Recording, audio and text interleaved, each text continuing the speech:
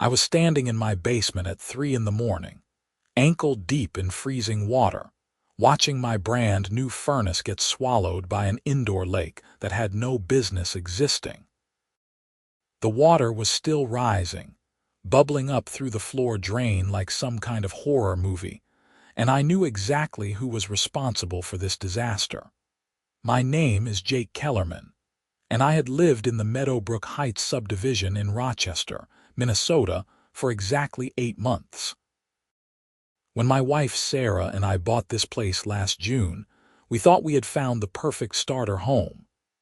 3 bedrooms, 2 baths, a finished basement that I had turned into my home office, and a backyard that got amazing afternoon sun. The neighborhood seemed quiet, the houses were well maintained, and the HOA fees were reasonable at $150 a month. What nobody told us was that the HOA president, Patricia Donnelly, ran the place like her own personal fiefdom and had absolutely no problem bending the rules or the law to get what she wanted. The trouble started in late January when we got our first major snowstorm of the season. Minnesota winters are no joke, and this particular storm dropped nearly 2 feet of snow on us over a 36-hour period.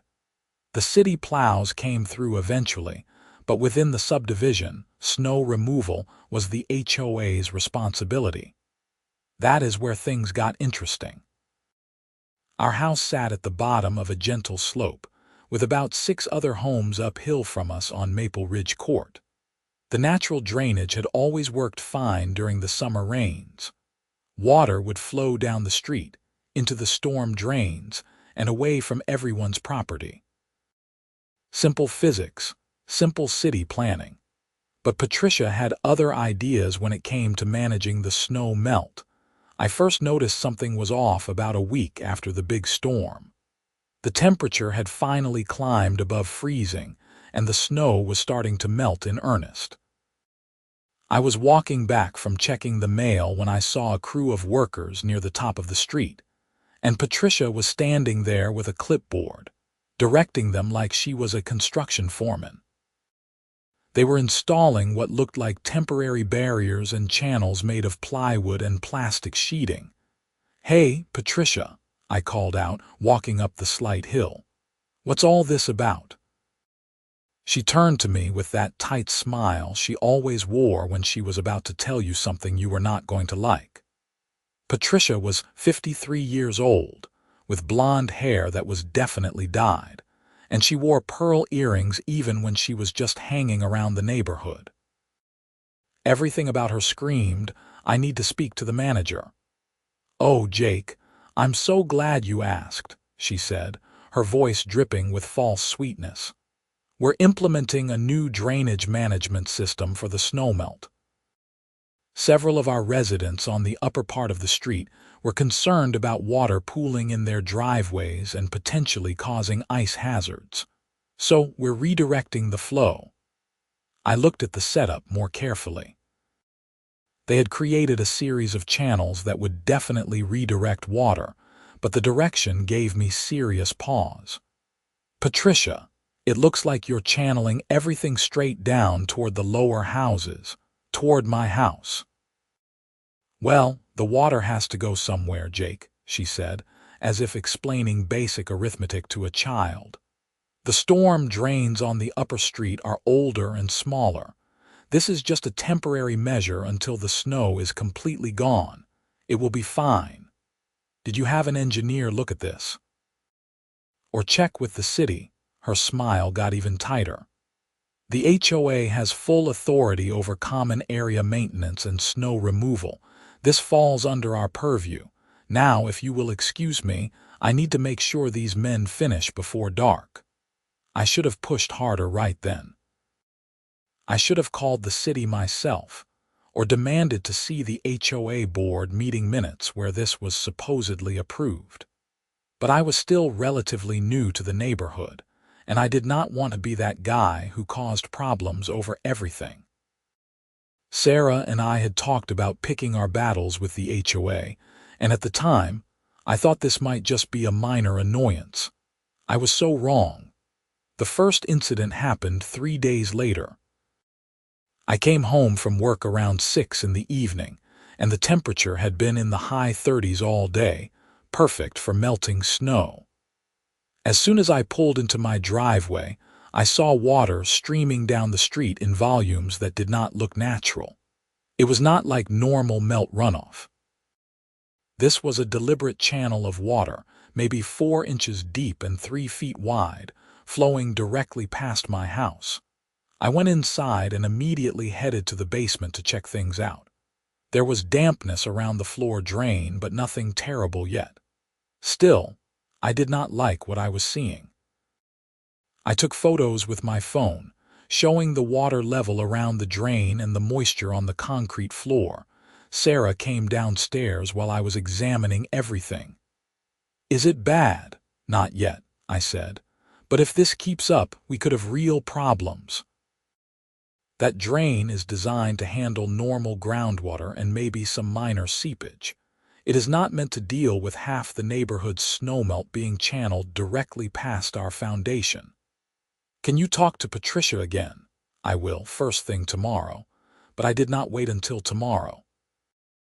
That night, around 9 o'clock, I walked up to Patricia's house, which sat near the top of the street in a prime location with perfect drainage naturally flowing away from her property.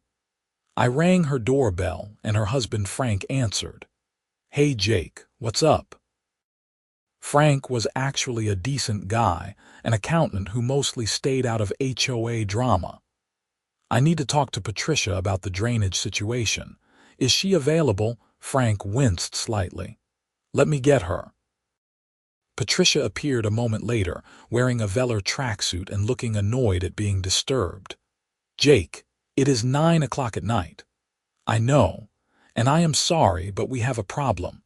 The amount of water flowing past my house is way beyond normal. My basement floor drain is already showing signs of stress. If this continues, I am going to have flooding. The snow will be melted in another few days, Jake. You are being dramatic." "I am being realistic. Patricia, you cannot just redirect drainage without proper engineering. The city has codes for this stuff." Her face hardened. "The HOA has authority over our streets and common areas. We are well within our rights. And frankly, Jake, if your basement cannot handle a little water, maybe you should have checked your sump pump before buying the house."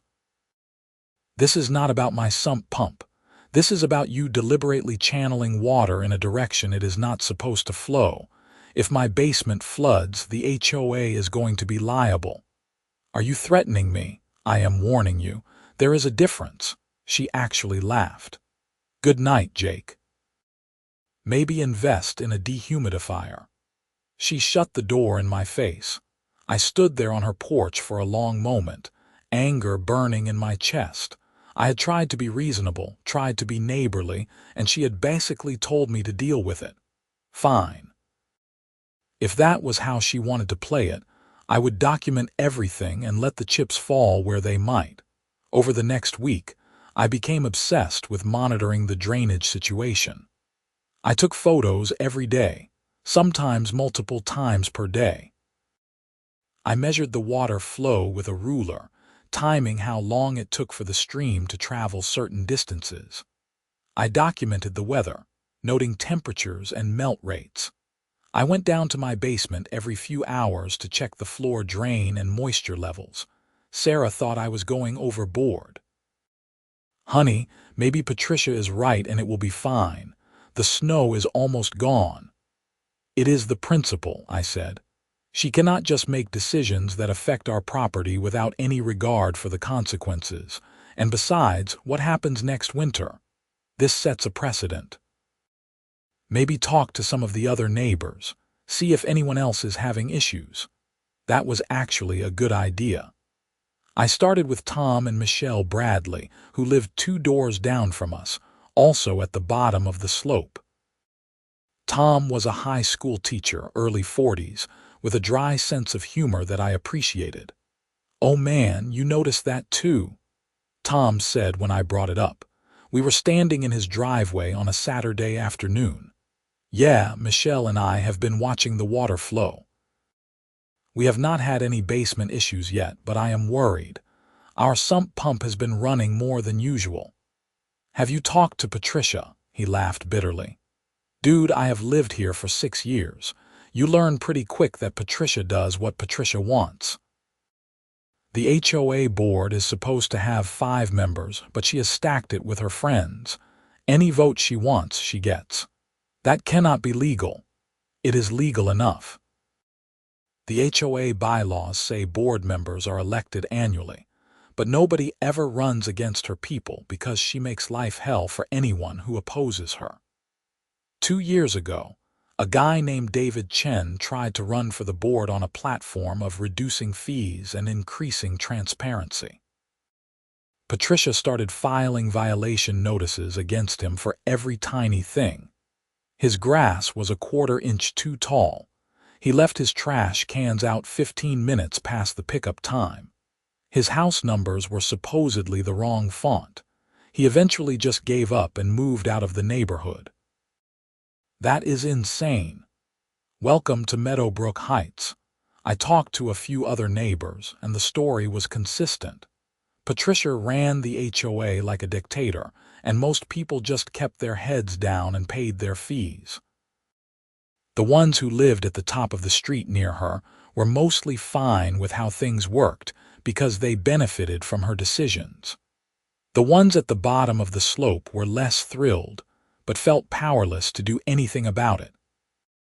Meanwhile, the weather was not cooperating with Patricia's timeline. We got another significant snowfall in early February, another foot of accumulation. And once again, as soon as the temperatures rose enough for melting, Patricia had her crew out there maintaining and even expanding the drainage channels. The water flow past my house increased.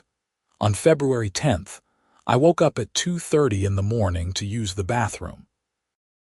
As I was walking back to bed, I heard a sound that made my blood run cold. It was a gurgling, bubbling noise coming from downstairs. I practically flew down the stairs to the basement. Water was actively bubbling up through the floor drain, spreading across my basement floor. It was not quite ankle deep yet, but it was rising. My home office furniture, my filing cabinets with years of documents, boxes of Sarah's craft supplies, all of it was in immediate danger. "Sarah," I yelled up the stairs, "get down here, we're flooding." The next 2 hours were a nightmare. We worked frantically to move everything we could to higher ground, stacking boxes on tables, unplugging electronics, trying to save what we could. I called an emergency plumber at 3 in the morning, and to his credit, he actually answered. His name was Randy, and he said he could be there in 45 minutes. "In the meantime, do you have a shop vac?" he asked. "Yes." "Start vacuuming up what you can, and check your sump pump if you have one." I did have a sump pump, and it was running, but it could not keep up with the volume of water coming in. By the time Randy arrived at 4:15, we had about 2 inches of water across the entire basement floor. Randy was a guy in his 50s who had clearly seen every kind of plumbing disaster imaginable. He took one look at the situation and shook his head. "Your drain cannot handle the volume of groundwater. Is this a new problem?" "Yes." The HOA redirected snowmelt drainage, and now everything is flowing past our foundation. "Ah," he said it like that explained everything. "Yeah, that will do it. Your drain line is probably overwhelmed and the water has nowhere to go but up and out. I can install a more powerful sump pump system, but honestly, that is treating the symptom, not the cause. If they keep flooding your foundation with runoff, you are going to keep having this problem." "What is this going to cost?" "Emergency call, new pump system, installation at 4 in the morning. You are looking at probably $3,000, give or take." I felt sick. $3,000 because Patricia could not be bothered to follow basic drainage principles. Randy installed a heavy-duty sump pump system over the next several hours, working while Sarah and I continued to salvage what we could from the flood. By the time the sun came up, the water was finally receding, but the damage was done. The carpet we had installed in the basement office area was ruined. Several boxes of documents had gotten soaked. Some of Sarah's craft materials were destroyed. And our brand new furnace, which was only 2 years old, had water damage to its lower components. The furnace alone was going to cost another $2,000 to repair, according to the HVAC guy who came out later that morning. I was exhausted, angry, and $5,000 poorer. And I was done being nice about this. That afternoon, after getting a few hours of sleep, I sat down and wrote a formal letter to the HOA board. I detailed everything that had happened, included timestamps and photos, cited the specific sections of Minnesota property law that dealt with drainage and water diversion, and demanded that the HOA immediately remove the drainage channels and reimburse me for my damages. I sent the letter via certified mail to Patricia's address and to the other 4 board members. I also called the City of Rochester's Planning and Zoning Department and filed a formal complaint about unpermitted drainage work in our subdivision. The woman I spoke with, Jennifer, sounded very interested in what I was describing. Redirecting drainage requires permits and engineering approval, she said. If they are doing this without authorization, that is a violation of city code. I will send an inspector out within the next few days. Thank you. Can you email me the photos you mentioned? Absolutely. 3 days later, I got a response from Patricia, not from the board, just from Patricia personally. The letter was brief and condescending. Dear Mr. Kellerman, the HOA board has reviewed your complaint and finds it without merit. Drainage management is within our authority, and your basement flooding is not our responsibility. We suggest you maintain your property adequately to prevent future issues. Regards, Patricia Donnelly, HOA President. I read the letter twice, my anger building with each sentence. She had not even pretended to take me seriously. She had not addressed any of my legal arguments or the evidence I had provided. She had just dismissed me entirely. But I had an ace up my sleeve. That same afternoon, a city inspector named Carlos Martinez showed up in the neighborhood. I had been watching for him, and I met him at the top of the street where Patricia's drainage channels were still very much in place. Carlos was a serious guy, maybe 60 years old, with a clipboard and a camera. He examined the setup carefully, taking photos and measurements. I walked him through everything I had documented, showing him my photos and explaining how the water was being redirected. This is completely unpermitted work, Carlos said. And honestly, even if they had applied for a permit, I cannot imagine we would have approved this. It violates basic drainage principles. You cannot just redirect water onto downslope properties like this. So what happens now? I am going to issue a cease and desist order immediately. The HOA has to remove all of this within 72 hours. I am also going to cite them for doing unpermitted work, and they are going to have to submit a proper drainage plan if they want to do anything other than let the water flow naturally. What about my damages? That is a civil matter. The city cannot force them to pay you, but this documentation will definitely help if you pursue it legally. Carlos went directly to Patricia's house after that. I did not follow him because I did not want to seem like I was gloating, but I would have paid good money to see her face when he handed her that cease and desist order. 20 minutes later, my phone rang. It was Patricia, and she was furious. You called the city on us. You went behind the HOA's back. I filed a legitimate complaint about unpermitted work that was damaging my property. That is not going behind anyone's back, Patricia. That is following the proper channels. This is a neighborhood matter. We handle things internally. You had the chance to handle it internally. You dismissed my concerns and refused to take responsibility. So yes, I involved the city. And now you have 72 hours to remove those drainage channels. This is not over, Jake. The board is going to discuss your membership status. My membership status. Patricia, I own my home. You cannot kick me out of the HOA. We can make your life very difficult. Is that a threat? She hung up on me. I immediately wrote down notes about the phone call, including the time and what was said. I was documenting everything now because I had a feeling this was going to get worse before it got better. Sure enough, 2 days later, I received a violation notice from the HOA. Apparently, my mailbox was not the correct shade of black according to the HOA guidelines. Never mind that it had been that color when we bought the house 8 months ago, and nobody had said a word about it until now. I also got cited for having my trash cans visible from the street, even though it was literally trash day and the cans were out for pickup. Sarah was upset when she saw the notices. This is harassment. Yes, it is, and I am documenting it. Over the next week, I received 4 more violation notices. My grass was too long, even though it was February and everything was covered in snow.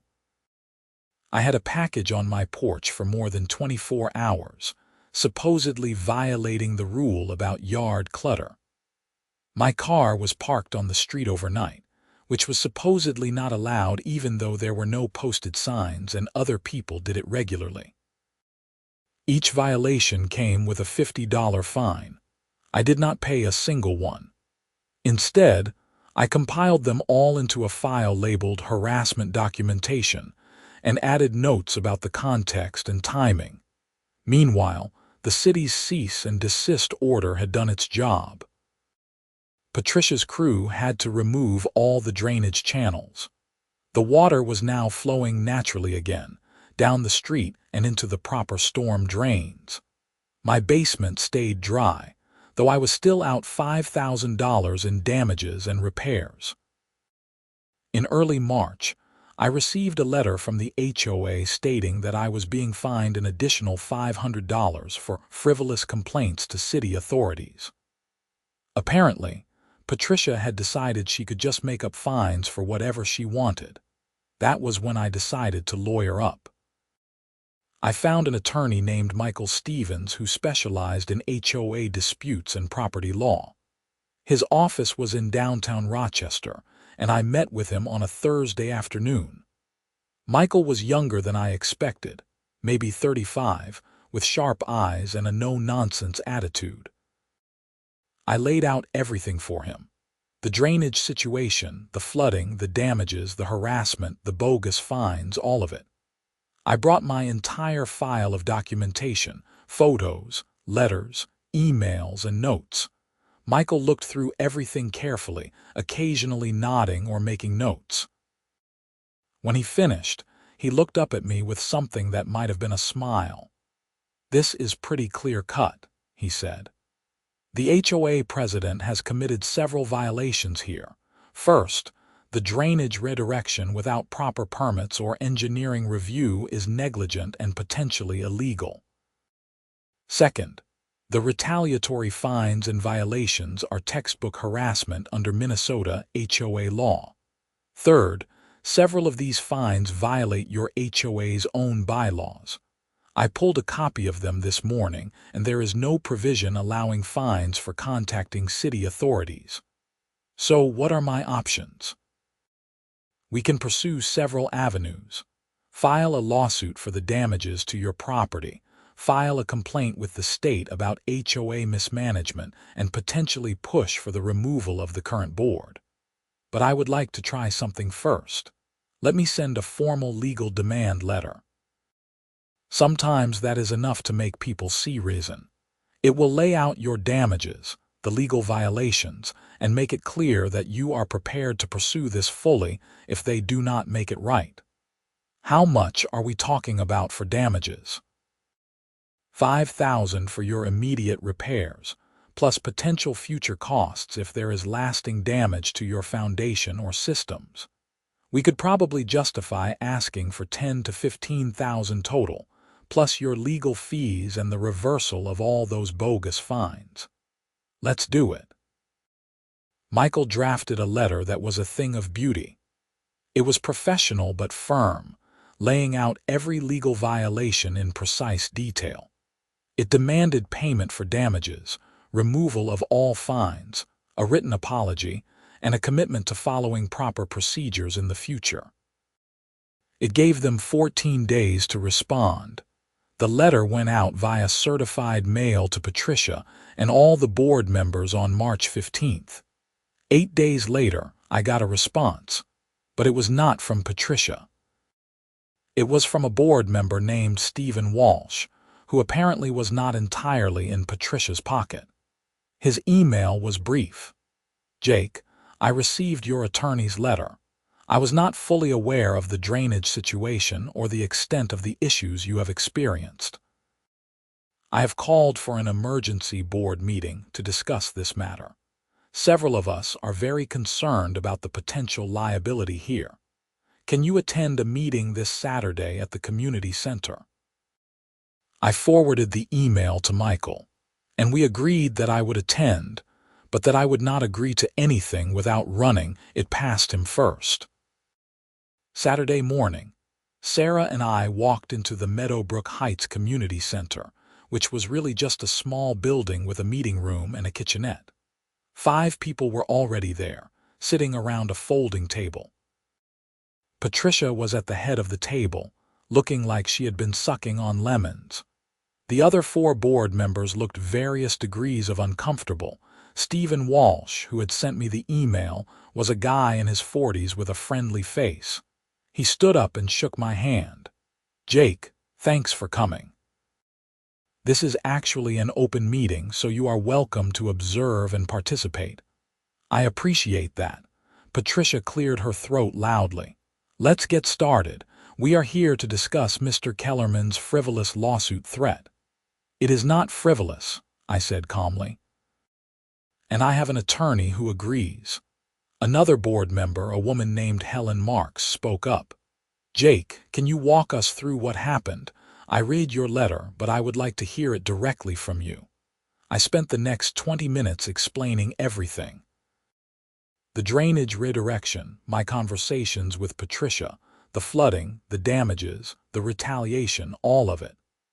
I kept my tone factual and professional, and I could see that Stephen and Helen were both taking notes. When I finished, Helen turned to Patricia. Did you get engineering approval for the drainage work? We did not need it, Patricia said. It was a temporary snow management measure. But it caused significant damage to a homeowner's property, Stephen said.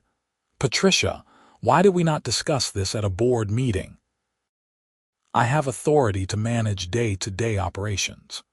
Redirecting drainage is not a day-to-day operation, Helen said firmly. That is a major decision that should have come before the full board, and it definitely should have involved consulting with professionals. Patricia's face was getting red. I was trying to help the neighborhood. The Upper Street residents were complaining about water pooling. So you redirected it to the Lower Street residents without telling them or getting their input. Stephen shook his head. Patricia, that is not how this works. The third board member, a quiet man named Robert Chen, finally spoke up. What are the damages Jake is claiming? $5,000 in immediate repairs, and my attorney is recommending we pursue $10,000 to $15,000 total to account for potential long-term issues and legal fees, I said. Robert whistled softly. That is significant. The fourth board member, a woman named Susan Park, had been silent this whole time. Now she looked directly at Patricia. Do we have insurance that would cover this? Patricia hesitated. I would have to check. You should have checked before implementing a plan that could cause property damage, Helen said sharply.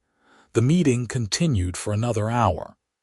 Patricia kept trying to minimize what had happened and blame me for having inadequate property maintenance. But the other 4 board members were clearly not buying it. Stephen and Helen, in particular, seemed genuinely concerned about the liability exposure. Finally, Stephen said, "I move that we authorize payment to Jake Kellerman for his documented damages in the amount of $5,000, that we reverse all violation fines issued to him, and that we implement a new policy requiring board approval for any work that affects property drainage or water flow." "I second that," Helen said immediately. Patricia looked furious. "This is ridiculous. We are setting a precedent that any homeowner can just demand money whenever they have a problem." "No," Stephen said firmly. "We are setting a precedent that the HOA takes responsibility when we cause damage through negligent decisions. There is a difference." The vote was 4-1 in favor, with only Patricia dissenting. I should have been happy. I was getting my money back, the fines were being reversed, and the policy was changing. But something about Patricia's expression made me uneasy. She looked like someone who was planning revenge, not someone who had accepted defeat. As we were wrapping up, Stephen pulled me aside. "Jake, I want to apologize. I have been on this board for 2 years and I have let Patricia have too much control. I am going to be pushing for some changes in how we operate." "I appreciate that, Stephen. Just watch yourself, okay? Patricia does not like to lose." That was an understatement. 2 weeks went by relatively peacefully. I received a check from the HOA for $5,000, and I got written confirmation that all the violation fines had been removed from my account. Sarah and I started to relax, thinking maybe the worst was over. Then, in early April, I got a notice that the HOA was implementing a special assessment.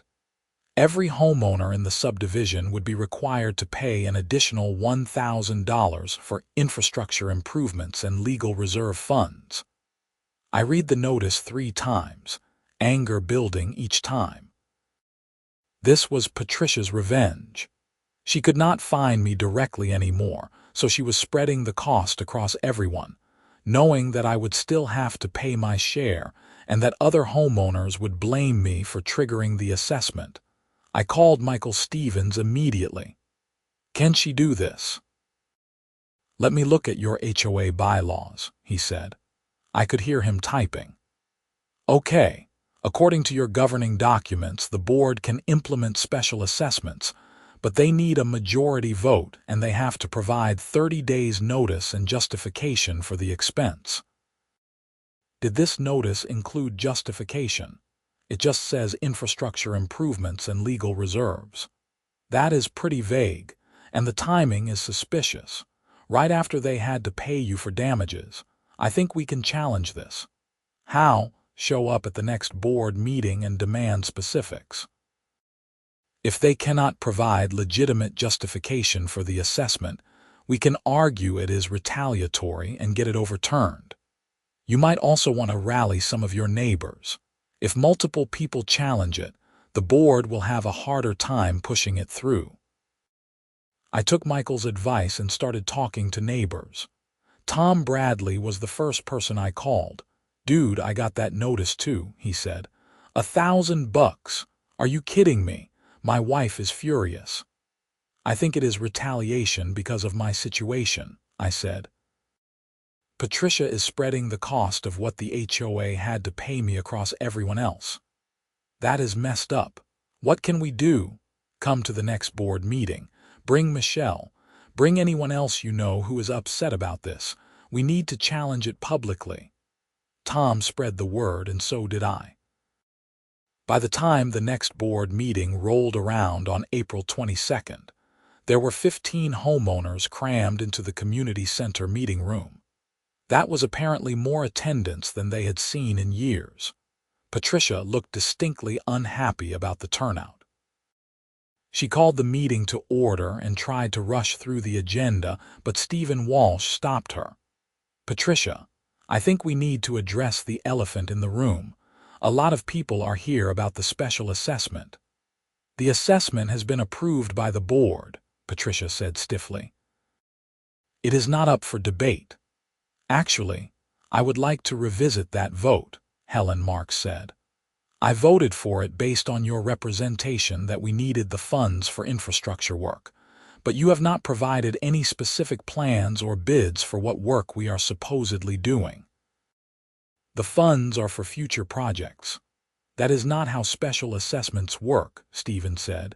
We need to have a specific purpose and budget, otherwise we are just building up a slush fund. Tom Bradley raised his hand. I have a question.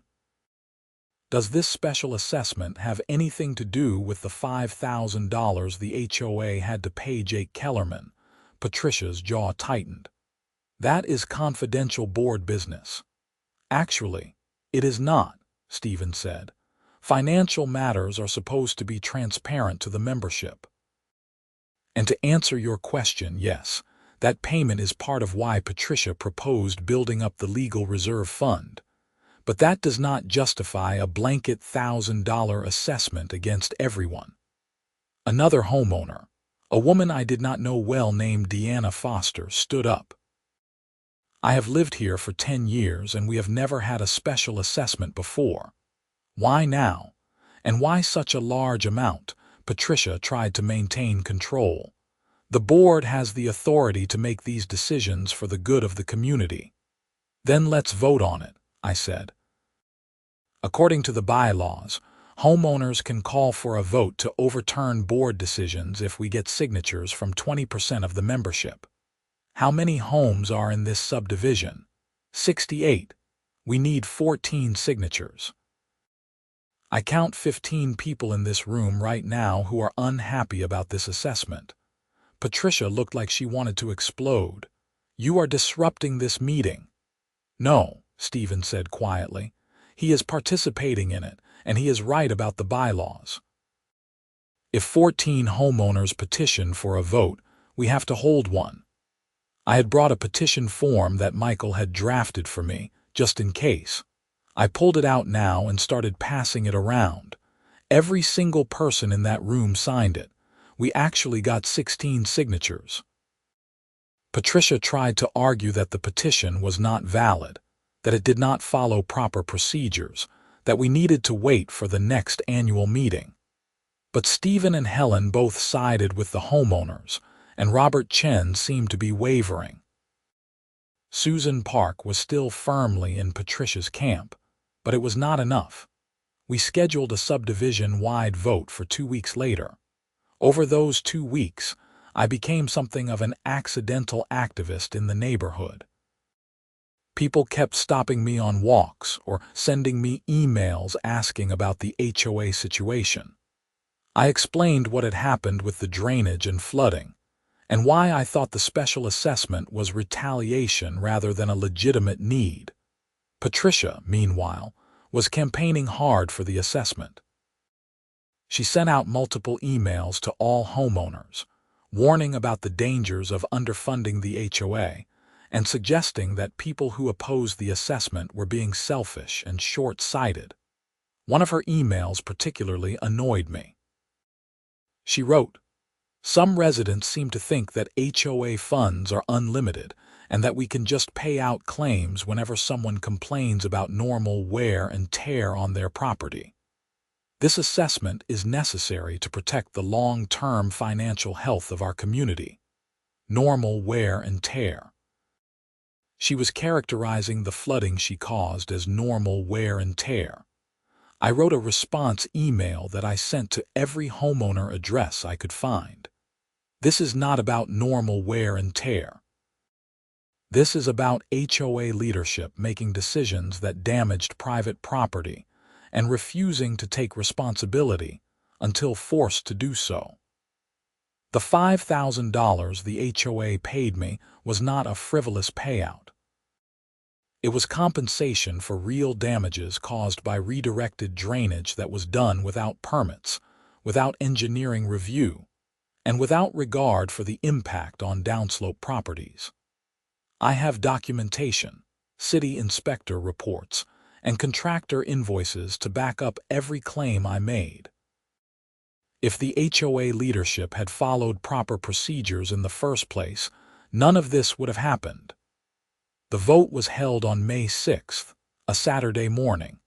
We set up at the community center, and homeowners could come between 9 and noon to cast their ballots. The question was simple.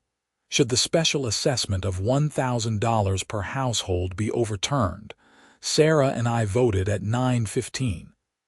Tom and Michelle were right behind us. By noon, we had gotten votes from 51 of the 68 households, which was apparently record participation. The count was done that afternoon with representatives from both sides watching. The final tally was 38 votes to overturn the assessment, 13 votes to keep it. It was not even close. Patricia looked absolutely stunned when the results were announced. Stephen Walsh, who had volunteered to oversee the vote counting, read the results aloud and then said, "The special assessment is hereby overturned. No homeowner will be required to pay the additional $1,000. There was actually a small cheer from some of the people who had gathered to hear the results. Patricia stood up abruptly. "This is a mistake. You are all making a terrible mistake. When something happens, and the HOA does not have funds to cover it, do not come crying to me." She walked out of the community center, and Susan Park followed her. Helen Marks shook her head. "I think we need to have a serious conversation about board leadership." That conversation happened 2 weeks later at a specially called board meeting. Stephen Walsh had reached out to me beforehand to give me a heads up about what they were planning. "Several of us want Patricia to step down as president," he said. "She has lost the confidence of the board and clearly lost the confidence of the homeowners. But we need to do this right, according to the bylaws. I wanted you to know because there is going to be some drama." The meeting was intense. Stephen made a formal motion for Patricia to resign as president. Helen seconded it. The three of them, Stephen, Helen, and Robert Chen, all spoke about their concerns with how Patricia had been running things. The unauthorized drainage work, the retaliatory fines against me, the special assessment attempt, all of it was laid out clearly. Patricia defended herself fiercely, arguing that she had been doing what she thought was best for the community, and that she was being scapegoated for one incident that had been blown out of proportion. But the votes told the story. 3-2 in favor of asking for her resignation. Patricia stood up, her face bright red. "Fine, you want me gone, I am gone. But this HOA is going to fall apart without me. None of you have any idea how much work I put in. You are going to regret this." She grabbed her purse and walked out. Susan Park looked uncertain but stayed. Stephen was elected as the new president that same night, with Helen as vice president. One of their first acts was to propose a new policy requiring any major work or decision to be approved by at least 3 board members, and to require consultation with qualified professionals for anything involving property modifications or drainage. I thought that was the end of it. Patricia was out, the HOA was under new management, and things could finally get back to normal. But Patricia was not quite done causing problems. In late May, I received a certified letter from an attorney representing Patricia Donnelly personally. She was suing me for defamation, claiming that I had spread false information about her that damaged her reputation in the neighborhood. She was asking for $50,000 in damages. I sat in my kitchen reading the lawsuit, feeling a mix of anger and disbelief. Everything I had said about Patricia was true and documented. This was not a legitimate lawsuit. This was harassment, plain and simple. Michael Stevens was even more direct when I showed him the suit. "This is called a SLAP suit, strategic lawsuit against public participation. She is trying to punish you for speaking up and to scare you into silence. The good news is that Minnesota has anti-SLAPP statutes. We can get this dismissed and potentially recover your legal fees. How long will that take? A few months, probably. We will file a motion to dismiss under the anti-SLAPP law. We will argue that everything you said was true and part of legitimate participation in HOA governance. Unless she has evidence that you actually lied about something, which I am guessing she does not, this will get tossed. Michael was right. We filed our motion to dismiss in mid-June, and the hearing was scheduled for August. In the meantime, life in Meadowbrook Heights actually started to improve. Stephen Walsh was a competent HOA president who believed in transparency and communication. He sent out regular updates to homeowners. He got bids from multiple contractors for any work that needed to be done, and he was responsive to concerns. The drainage channels never came back. The snow that melted did so naturally, flowing into the proper storm drains, and my basement stayed dry. The hearing on Patricia's lawsuit was held on August 14th. Michael and I showed up at the Olmsted County Courthouse, along with boxes of documentation proving everything I had said. Patricia was there with her attorney, an older man named Gerald Hopkins who looked like he knew his client did not have much of a case. The judge, a woman named Sandra Morrison, reviewed our motion and Patricia's complaint. She asked Patricia's attorney to explain what specific statements I had made that were false. Hopkins struggled. He pointed to my emails to other homeowners, but could not identify anything in them that was untrue. He tried to argue that my characterization of Patricia's actions as negligent was defamatory, but Judge Morrison shut that down quickly. Expressing an opinion that someone's actions were negligent is not defamation, counselor. That is protected speech, especially in the context of community governance. Do you have any evidence that Mr. Kellerman made false statements of fact? Hopkins conferred with Patricia, who was whispering urgently to him. Finally, he said, "Your Honor, Mrs. Donnelly maintains that Mr. Kellerman's statements created a hostile environment and damaged her standing in the community."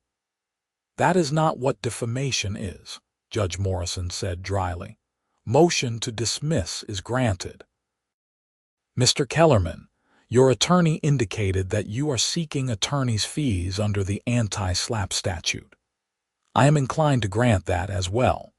This lawsuit appears to have been filed for the purpose of harassment rather than legitimate legal grievance." Patricia made a sound of protest, but Judge Morrison continued. "Mrs. Donnelly, you are ordered to pay Mr. Kellerman's reasonable attorney's fees within 60 days. Mr. Stevens, please submit an itemized bill to the court." We walked out of that courthouse, and I felt like a weight had been lifted off my shoulders. It had been 7 months since the flooding, 7 months of fighting with the HOA and dealing with Patricia's retaliation, and finally, it was truly over. Michael ended up billing about $8,000 for his work on both the original HOA claim and the defamation suit. Patricia was responsible for all of it, but the story still was not quite finished.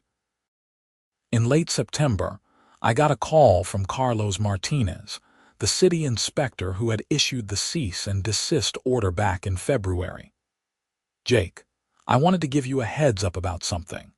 We have been doing a broader review of your subdivision's HOA records as part of an investigation." "Investigation into what?" "Financial irregularities. After your complaint about the drainage work, we started looking more closely at whether the HOA was following proper procedures. We found some concerning patterns in the financial records. Missing receipts, payments to vendors that do not seem to exist, that sort of thing.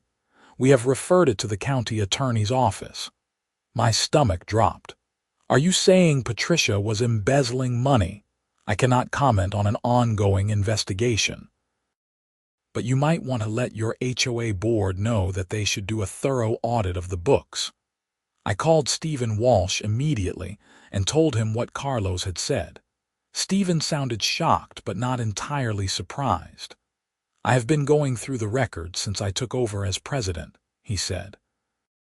There are definitely some expenses that do not add up. I was planning to bring it up at the next board meeting, but if the county is already investigating, we need to act faster. I am going to call an emergency meeting and propose hiring a forensic accountant.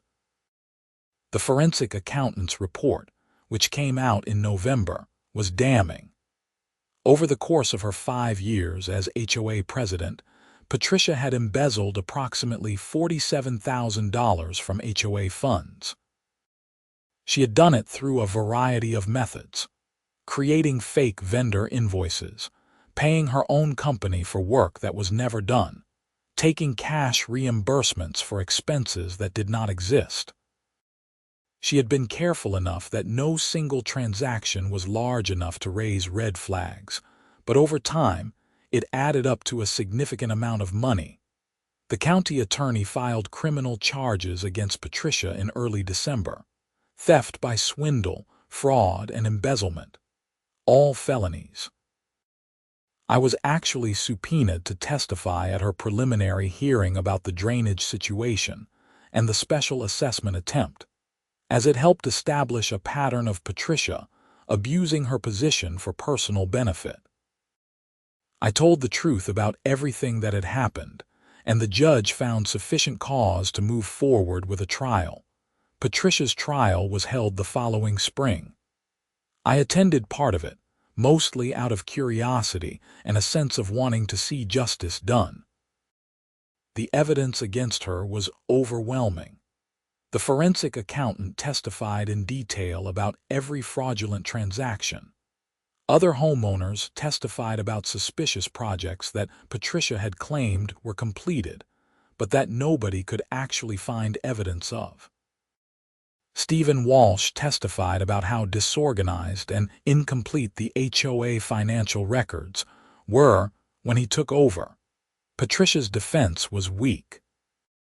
Her attorney tried to argue that she had kept poor records, but had not intentionally stolen anything, that the money had been used for HOA purposes, even if the documentation was lacking. But the prosecutor tore that argument apart, showing specific instances where Patricia had deposited HOA checks into her personal account. The jury deliberated for less than 4 hours, guilty on all counts. Patricia was sentenced to 3 years in prison, with the possibility of parole after 18 months. She was also ordered to pay full restitution to the HOA, though nobody expected she would actually be able to come up with $47,000. The day the sentence was handed down, I was at work when Stephen Walsh called me. "I thought you would want to know. Patricia got 3 years. I heard. How are you feeling about all of this?" "Honestly, relieved. We knew something was not right, but to find out it was this bad. It is going to take a while to rebuild trust in the HOA leadership, but at least she cannot cause any more damage now." "Have you had any luck recovering the money?" "Some. Her house is going into foreclosure, and the HOA will be a creditor in that process. We will probably recover maybe $15,000 or $20,000 eventually. The rest is just gone." "I am sorry, Stephen. I know this has been a nightmare for you. It is not your fault, Jake. If anything, you forcing the issue with the drainage situation is what eventually led to all of this coming to light. If you had just paid those bogus fines and kept quiet, Patricia would probably still be stealing from us." After I hung up, I sat at my desk for a while, processing everything that had happened over the past year and a half. It had started with water flowing past my house and ended with the HOA president going to prison. I had never intended to become an HOA crusader or to uncover embezzlement. I had just wanted my basement to stay dry. But once Patricia had started retaliating against me, I had been forced to fight back. And in fighting back, I had documented everything carefully enough that the truth eventually came out. That summer, Sarah and I hosted a neighborhood barbecue in our backyard. Tom and Michelle Bradley came, along with a bunch of other neighbors who had become friends over the course of the HOA drama. Stephen Walsh was there, and Helen Marks, and even Robert Chen, who had become much more engaged with the HOA board since Patricia left. Someone asked if I had any regrets about how everything had gone down. No regrets, I said. I mean, I wish my basement had never flooded in the first place. I wish Patricia had just done the right thing from the start. But once things started, I am glad I did not back down. People like Patricia count on everyone else being too tired or too scared to stand up to them, and that is how they get away with what they do. Tom raised his beer. To Jake, the guy who took down a corrupt HOA president just because he did not want a wet basement. Everyone laughed and clinked their bottles and cans together. It was a good moment, surrounded by people who had become genuine friends rather than just neighbors. The HOA under Stephen's leadership became what it was supposed to be. A functional organization that maintained common areas, enforced reasonable rules fairly, and stayed out of people's way otherwise.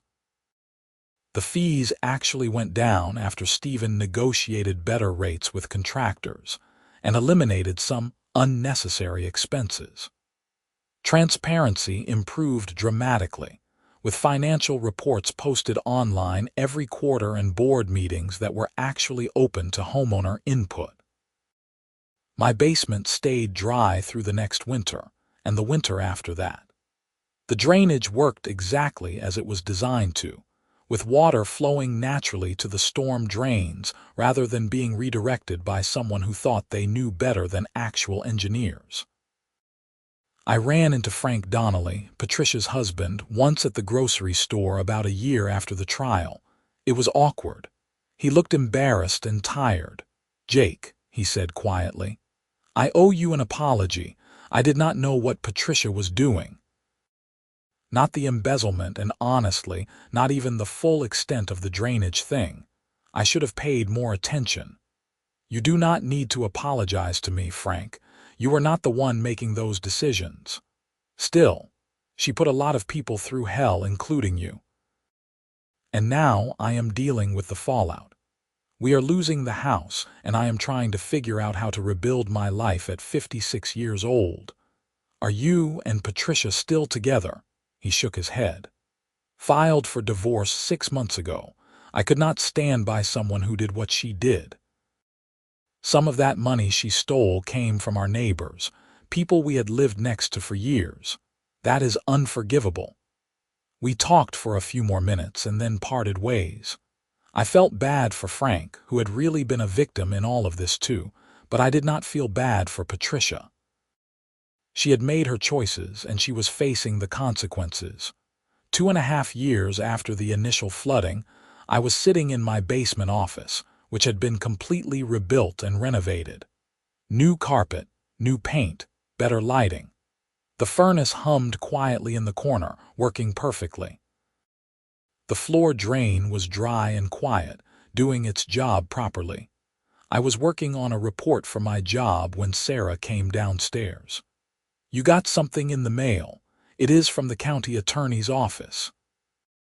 I opened the envelope and found a check for $837, along with a letter explaining that it was my portion of the restitution that had been recovered from Patricia's assets. The HOA had received the bulk of the recovered funds, but since I had been a direct victim of Patricia's actions, I was entitled to partial reimbursement for my legal fees and the deductible I had paid on my homeowner's insurance claim. $837. It was a tiny fraction of what I had spent in time, stress, and money over the course of fighting with Patricia and the HOA. But somehow, receiving that check felt like the final punctuation mark on the whole situation. Justice had been done, accountability had been enforced, and the system, slow and imperfect as it was, had eventually worked. I deposited the check and took Sarah out to dinner that night at a nice restaurant in downtown Rochester. We sat by the window, watching people walk by on a warm summer evening, and talked about everything except HOAs and drainage and basements. "You think you would do it all again?" Sarah asked at one point. "If you could go back to that first day when Patricia was installing those drainage channels, knowing everything that was going to happen, would you still fight it?" I thought about it for a long moment. "Yes," I said finally. Because the alternative would have been just accepting it when someone in authority did something wrong and hurt me. And I cannot live like that. I would rather fight and deal with the stress than just roll over and let people like Patricia get away with whatever they want. Even though it took over 2 years to resolve, even though the length of the fight does not change whether the fight was worth having. Sarah reached across the table and took my hand. "I am proud of you. I know I was worried sometimes that you were taking it too far or getting too obsessed with documenting everything. But you were right. If you had not documented everything, none of this would have come to light." We finished our dinner and walked back to our car, passing by the government center where Patricia's trial had been held. The building was closed for the evening, its windows dark. Inside there somewhere was a record of everything that had happened. The trial transcripts, the evidence, the conviction, the sentence. History would show that Patricia Donnelly, HOA president of Meadowbrook Heights subdivision, had abused her power, stolen from her neighbors, and faced justice for it. And history would also show that one guy, a homeowner with a flooded basement and a stubborn refusal to give up, had been the catalyst for bringing it all down. As we drove home through the familiar streets of Rochester, past the turnoff to Meadowbrook Heights, I felt a deep sense of peace. My house was dry, my neighborhood was well managed, and a person who had used their authority to hurt others was in prison where they belonged. The water that had started it all, that snowmelt that Patricia had so carelessly redirected, was long gone, evaporated and absorbed and cycled through the earth. But the consequences of that decision rippled out far beyond what she ever could have anticipated. Sometimes justice takes time. Sometimes it requires more patience and persistence and documentation than seems reasonable. But when it comes, when the truth finally wins out over the lies and the abuse of power, it is worth every moment of the fight. I pulled into my driveway, looked at my house with its dry basement and proper drainage, and smiled. Home, sweet home,